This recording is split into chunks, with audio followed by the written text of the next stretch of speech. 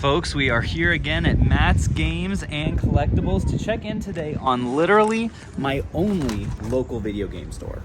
Folks, this store has been open, about as long as I've lived here in town, I want to say. Matt, how long has your store been open? A little over 4 years. We opened November, Black Friday of 19. Wow, okay, so 4 years, and check this out. This is part of the reason I love coming in here so much. Look at this Bionicle section back here. This is just not something that you see too often. They've got a huge stock of Legos, both like used and new. I want to say they're the biggest selection here in town, outside of, like maybe Walmart or something like that. But like, check out some of these sets. 007 Aston Martin, Jurassic World, and then of course, in addition to all of those, there's all kinds of games, which they tend to stay stocked with a pretty decent selection from when I've been here. Like here we've got their Wii U section, which honestly has probably more complete Wii U games down here than I normally see, even at like maybe a game exchange in town, and definitely more than you would see at like a GameStop. So it's always fun to come in here. I had to come in because we needed a Wii. Our tester Wii just kind of petered out, so thought I would come in and also maybe ask Matt a few questions about how his business has been going.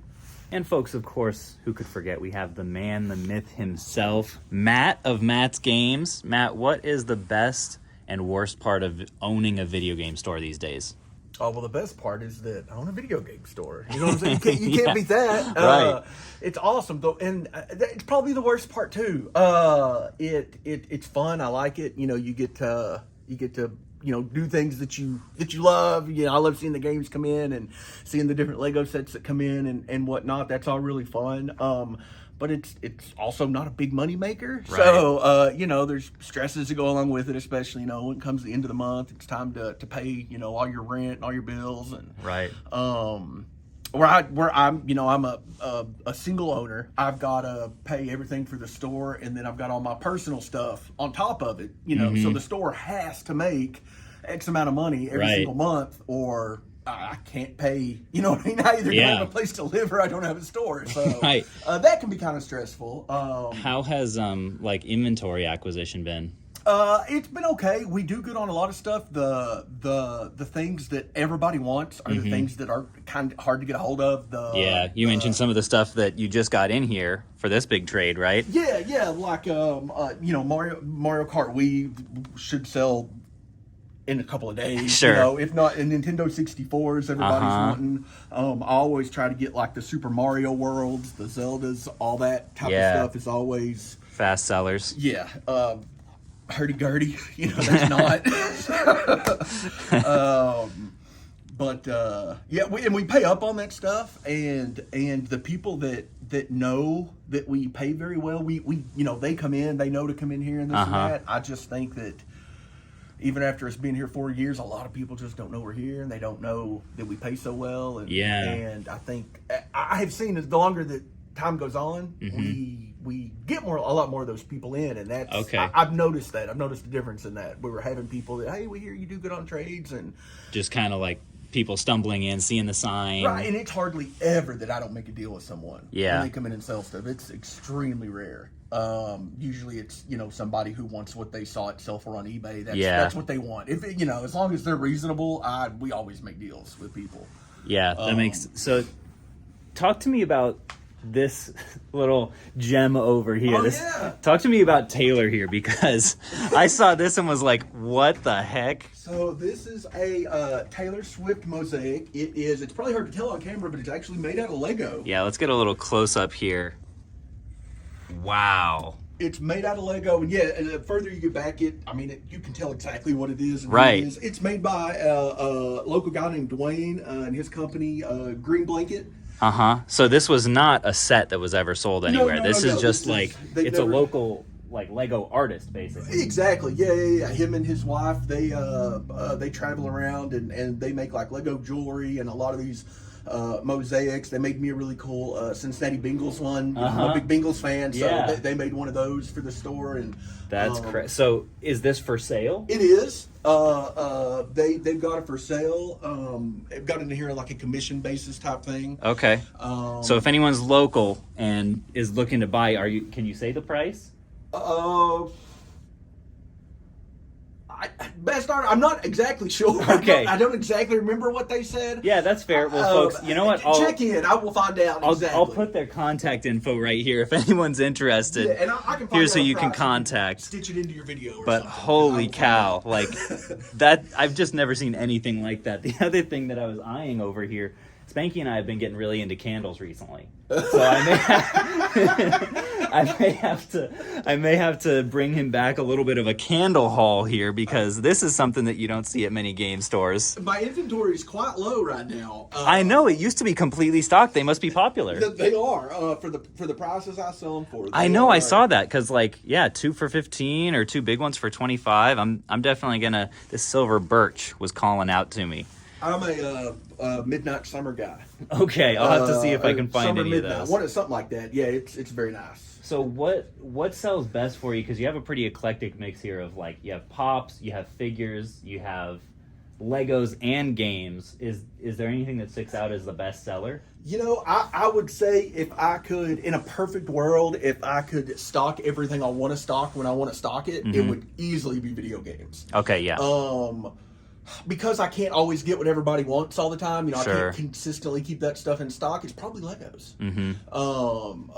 And a lot of people, like I was mentioning, over time, my store name doesn't have anything to do with Legos, and it wasn't a thought when I first opened the store. Yeah. I just had to take some of my own sets, and actually I put right up there because I didn't have anything to put on the shelves. Yeah. I didn't have any products, so I just started bringing my own Lego sets down and started getting them traded in, and it became a huge thing. Yeah, because you said do, you do have the best selection in town, right? Absolutely.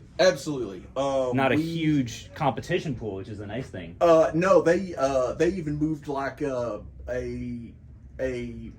Lego. I'm trying to think of the name of it.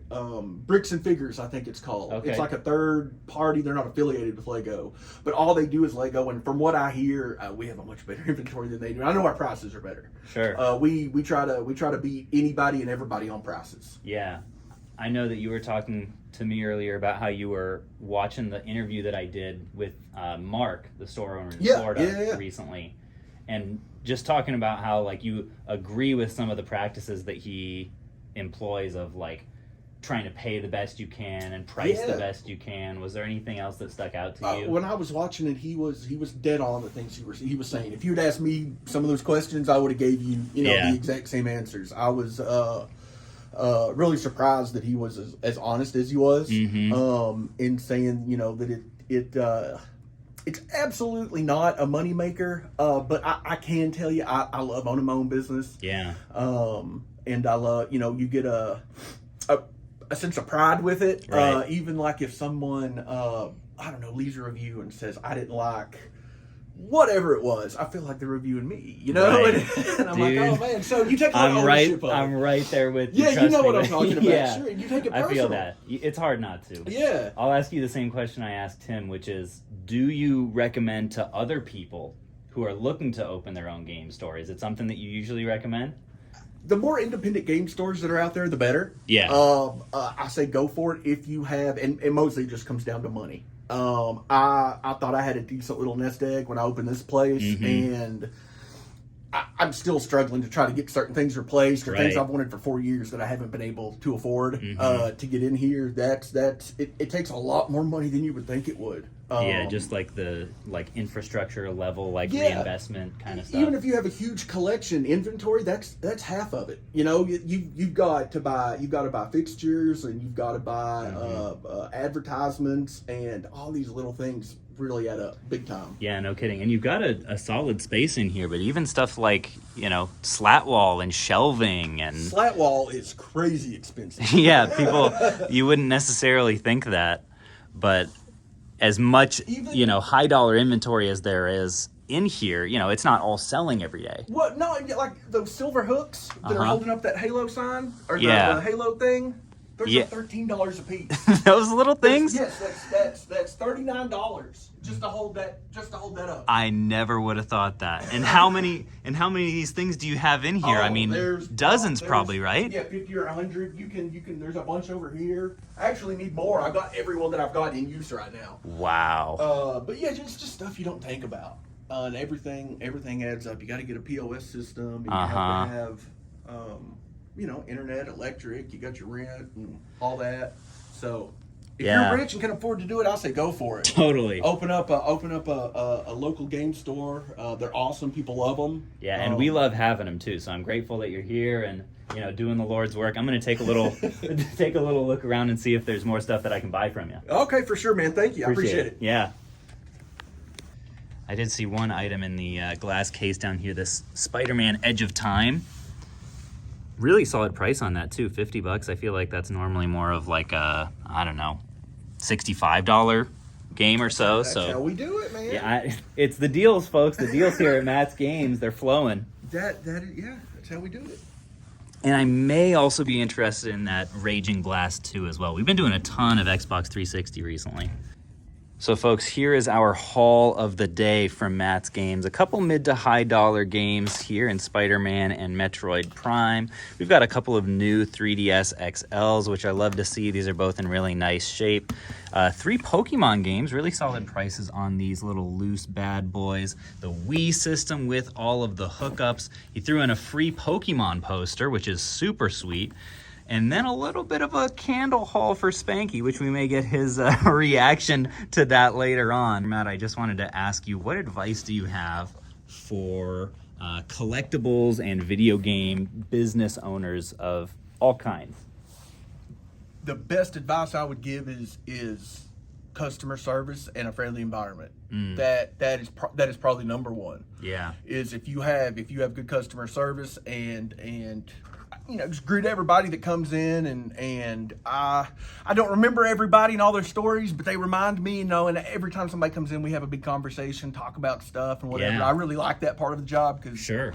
I kind of jabber, anyway. But yeah, I would say you can have the best store in the world, and if you don't have good customer service, I don't think people will come in. Totally. Well, and you were just telling me about how a woman just came in earlier and left her whole collection of Pokemon cards with you. Yeah. And was just like, calculate it, pay me later, whatever it's worth, just like total trust. She said, I have no clue. She said, let me, and I have quite a few people that do that. Yeah. And we've got, a reputation. I won't rip nobody off. Well, and especially over time, that kind of reputation goes a long way. It really does. But being honest, it helps business. The nicer you are, the better business is. So. Makes you a lot of money. Well, hey, you always treated me great. Thanks so much for having me. Hey, dude, I've always appreciated you since way back in the day. I know. Before you were a big star on. Before the channel, even. Yeah. All right, Spanky, got a little haul for you from the store. Okay, what do we have?